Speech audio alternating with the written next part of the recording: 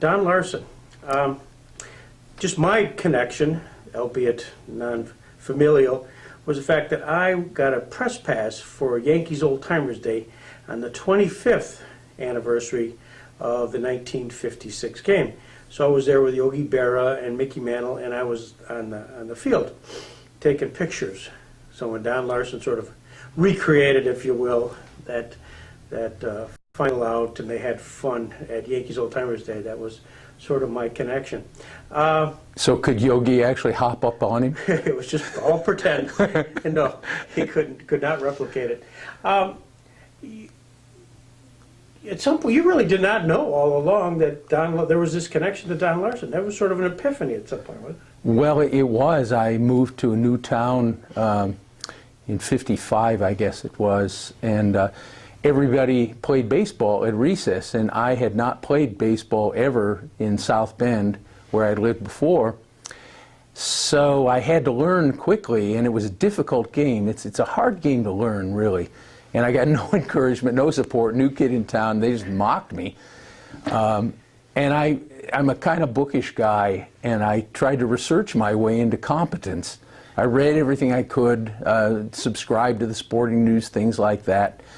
And one day on the way to church, I was in the back seat, I wasn't cursing, but I was just bemoaning, complaining about how hard the game was to learn, how little support I had, how hard the ball was, how hard the field was, just how hard everything was. And my mother said, why don't you ask your cousin about it? He could tell you, you know. And I said, what do you mean? And you have a cousin in the big leagues, and my dad said he was for the Yankees and so forth. And that was it, my revelation, my epiphany, that Don Larson was my cousin. And at that time, I mean, the one thing he had going for him was he played for the Yankees, and the Yanks were champions, but he was no champion. Right. He had, 2 years before, won 3 games and lost 21, which was the worst record I'd ever heard of for a major league player. But he caught Casey Stengel's eye, because one of those 3 wins was a shutout over the Yankees. So Casey saw the potential and traded for him. So my next mission was to try to get in touch with him, and I wrote to him, and he wrote back. You got that letter, and you open it up for the first time, and did it say Yankees on the envelope itself, or did it say Larson? It was a postcard. Oh, really? And on the obverse was a picture of him following through, you know, oh, wow. and his signature, and then the back was the message to me, which was amazing. You know, good luck. Yeah. I was desperate for anything. He probably wrote 1,000 of those a day. You know, I don't know, but I didn't care. He wrote to me. Right. There was my name. There was his signature. There was his wish for my success. What would your dad say about him? What was your dad's impression of Don Larson? Well, you know, it was all about the family, you know, all about being at the cottage, all about doing the rope swing over the St. Joe, all about Uncle Dutch, all about working together, you know, to build the cottage and all that sort of thing. It wasn't about baseball, because my dad just wasn't a baseball fan. He didn't know anything about it. Right. And so, Don, did you start, I mean, once you got this card, did you start looking at box scores? Did you sort of anticipate when he was going to pitch every 4 or 5 days? Absolutely. Yeah. Absolutely. I became, you know, his #1 fan, was just riveted to his accomplishments. And in '56, which was sort of our big year, you know, of bonding, he had a bizarre year. He got off to a slow start and then changed his delivery to a no windup thing. He'd come set like a relief pitcher would and throw without a windup. And back then, you know, they had all these high swept, you know, Warren Spahn, Whitey Ford, Billy Pierce, they all went way, way back and fully up into it. And he became convinced that there was a better way to do it, and so he did it, and Bob Turley did it. And so for the last few games of the '56 season, for whatever reason, he was really hard to hit, and he entered the series with a big winning streak. So, yeah. What did the kids think when you told them that you were related to this New York Yankee pitcher? There was a mixed opinion. There was nothing I could do that was real right back, you know, back then, Greg. It was just some people were, you know, mildly impressed, And others said, you know, I don't need a big league pitcher, you know, in my family. I've got enough going for me. Now, I can play, you can't. You know, I don't need. It all changed in the series when they made the series and Larson started a game. He started the second game and did poorly, lost control as he often did, walked a bunch of people and so forth. And I caught all sorts of ridicule at school for that. But anyway, he was in the World Series, and it was a big deal. Then it was like the Super Bowl is now, you know, and just having a relative who was pitching for the New York Yankees, then that was sort of a showcase. And then, you know, came the fifth game and his masterpiece. The game was really, there's virtually no TV. It was just principally radio during the day. How did you catch up with the game? Did you squire in the boys' room, listen to it? Well, there was television in 1956. Okay. What there wasn't was a permanent record of it. They did this on kinescope, and they'd send it to the armed services for, I think the contract called for a month or two. And so it'd get around, and then they'd destroy them. So there was very little record of the game. Actually, somebody found the record at a not a garage sale, but what do you call it when it's outdoors? A flea market, yeah. in Oregon. They found a kinescope of it and have managed to rebuild it into all but the first part of that game. But for me, yeah, it was on television, and my principal, Mr. Northcott, in school had already proclaimed that I would not be able to go home and stay home from school and watch that game. So he made a deal with my mom that I could have a full lunch hour away from the building. And my mom, she didn't drive, but she would wheel my bike up to a certain meeting spot, and I would run to that spot, and she would get off the bike, and I'd ride home, and there'd be a TV dinner, chicken noodle soup, you know, waiting for me on a tray in front of the set. And I could usually get in, I don't know, the second through the fifth, or 2 or 3 innings I could get in. So that particular fifth game against the Dodgers, Sal Magley, you watched a few innings, and then you had to go back to school. I did, and it just killed me. It was a great game. You know, I didn't really know at that time that he had a perfect game going, because it was, you know, as I say, the second, third, fourth inning, and nobody said anything about this stuff anyway. That was taboo. So all I knew was it was a great, great game. I happen to like pitchers' duels and defensive struggles and so forth. And Magley didn't give up a hit until, you know, probably the fourth inning, something like that. And he was great in that game. So it was just a great game, tense, you know. The idea, my mom said, you know, you got to go back. You know, the idea that I would get back on that bike and go to school, I begged and pleaded, and, you know, but she was firm, and back I went. How did you learn about it? How did you learn the ending of the game? My principal came into first of all, it was a very brief game, 2 hours and 7 minutes, something like that. So it just whizzed by.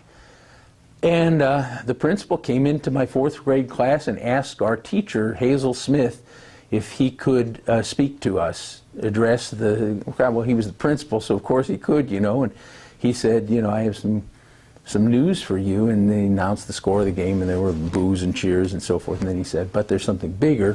Phil's cousin has pitched the first perfect game in the history of postseason play, and I knew what it meant. You know, I knew what a perfect game was, but most people didn't, and he had to explain this.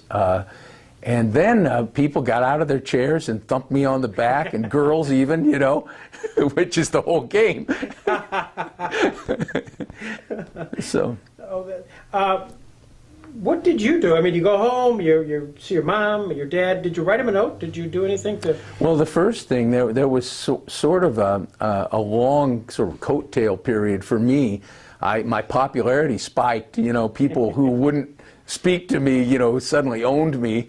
So there was that. I enjoyed that. And then there was a lot of Don all over the place. And he was on the Bob Hope Show and Cover of Life. And, you know, you just see him everywhere. And he did a really nice thing for me. He sent me a booklet of signed 8x10 glossy photos.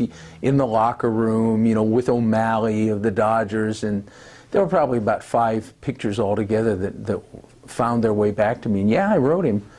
But I don't remember any, you know, big thing where, you know, this begins a long correspondence or something like that, you know. He wrote as part of your book, when I pitched a perfect game against the Dodgers in the '56 World Series, I knew my life had changed. But I had no idea that back in Indiana, the game had also turned around for my 9-year-old cousin, Phil. Though perfect, once removed, is about the connection between Phil and me. I think what the book really shows is the huge pull that baseball has, always had on kids. It's a wonderful story, and I'm glad Phil wrote it. That's a nice statement. Isn't that a sweet statement? Yes. Yeah, it made me feel great. Yeah. Have you seen the full movie? Have you seen the kinescope that has been converted into a DVD? I've seen what there is. Yeah. The first basically 2 innings of the game are unavailable to history, but then it kicks in. Yeah, I have. Do you get the same chill?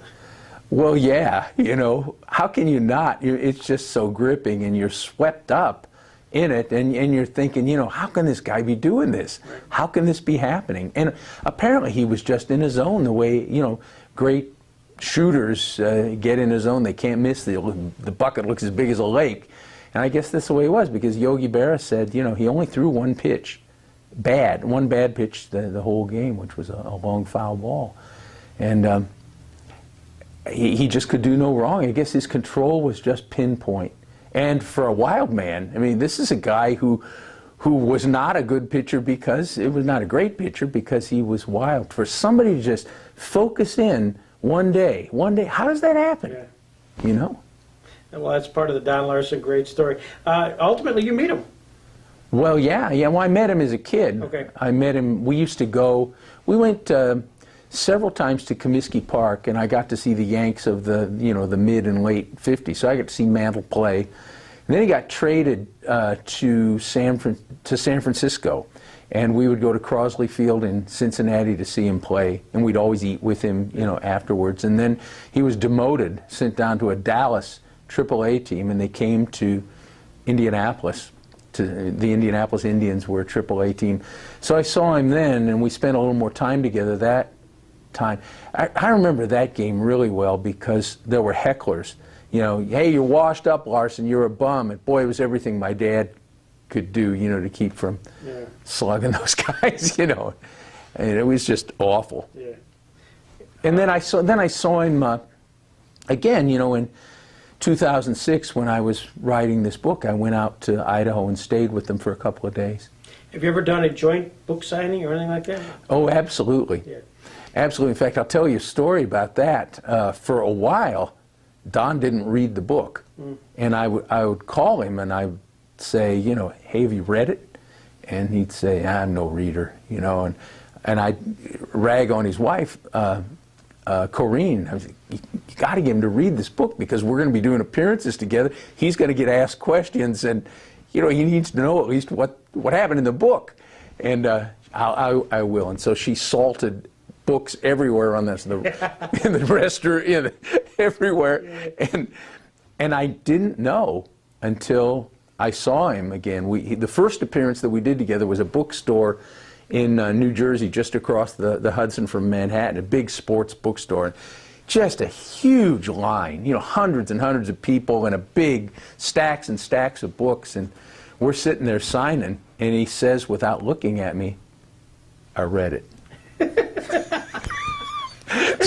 So I said, "What?" I didn't look at him. I said, "What'd you think of it?" He said, "I'm no critic." So he wouldn't tell me. Oh, gosh. I think he liked it. Yeah. I think he would have told me if he hadn't liked it. Yeah. Well, at least there was a means to the end of the sports book writing. You know, he got appearance fees and stuff like that. How's he doing now? I think he's fine, and we get the Christmas letter from Corrine every year. But he had a couple of years ago, a couple of Christmas letters ago, it was full of stints and, you know, difficult health issues. But I think he turned it around. My dad would be 86, I guess. So Don would probably be 82, 83. You lived in Speedway. I did. Any chance you knew a Kurt Marker, a Wilbur Marker, and the Markers? Because they were cousins of mine, and my uncle and a cousin who would have been about your age. They lived in Speedway. Ultimately, he was a big football player and went on to Northern Michigan, Dallas Cowboys. He was the number one draft pick and stuff like that. Just done that. I'm sorry, but I don't know it. Well, Carmel, was Carmel nearby there? Yeah, Also, Carmel's on the northeast edge of Indianapolis. Okay. Went to the 63 500. I'm sure you went to, that was part of the world there. Well, absolutely. Yeah. You know, when you were a kid, and especially my birthday was May 31st, still is. Oh my gosh. Yeah, So yeah, it was, the race was a big part of my. Actually, I've been the last 2 years. I wasn't as into it then as I am now. Yeah. I really have enjoyed it. Did you have a favorite back at your, when you were a kid? Yeah, I did. Jim Hurtubise he had an aqua-colored car that I just loved. I just loved the way the car looked. So I'd say he was my favorite. Mine also. Funny, you should, because he's from Buffalo, New York. Really? And he drove the very loud sounding called Novice. Oh, well, yeah. The Novice versus the Offenhausers. That was the big deal when I was growing up. Oh my gosh, this is a small world. Yes, but funny, you should. Jim died just a few years ago, but he was from Buffalo, New York. Huh. Small world. Well, this is great. I told him I'd take 10 minutes, and I've taken more than that. If you could sign that book to Paul Lombardo, that's Paul's book, and he is such a huge fan. He really is.